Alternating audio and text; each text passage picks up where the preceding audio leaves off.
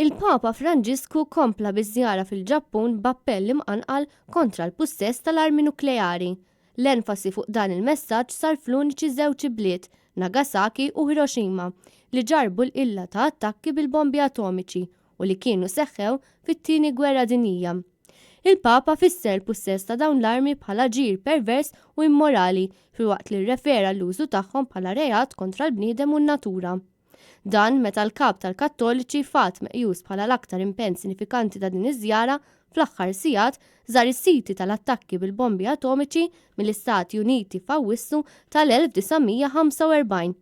Intant il-Papa tkellem fl-inħawi tal-Peace Memorial ta' Hiroshima u sellem lill-vittmi filwaqt li semma wkoll ir-rakkonti dwar l-impatt tal-bomba atomika fuq Hiroshima mingħand raġel li kien għandu 14-il sena fi żmien l-attakk storiku.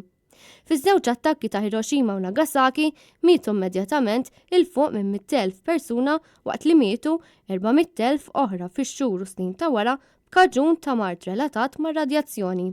F'Hiroshima, il-Papa enfasizza li l-użu tal-enerġija atomika għal skopijiet ta' gwerra għandu jitqies ukoll bħala reat kontra kwalunkwe futur possibbli għad-dinja tagħna.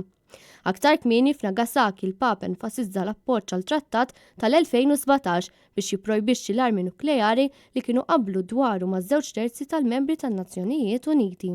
Għal dan it-trattat kienu opponew il-potenzi nukleari kbar bl-insistenza li ma ridux jipperikolaw il-kunċett ta' deterrent f'dan il-qasam. Il-kap tal-Kattoliċi sa dan it-tant sostna li r-riżorsi li qed jintefqu fuq it-tellieq għall-armi għandhom jintużaw għall-iżvilupp u l-protezzjoni tal-ambjent. Fuq kollox ikkundanna l-flus iġġenerati u moħlija mill-produzzjoni u l-beħ ta' aktar armi distrittivi fid-dinja, fejn miljuni ta' tfal u familji qegħdin jgħixu f'kundizzjonijiet inumani.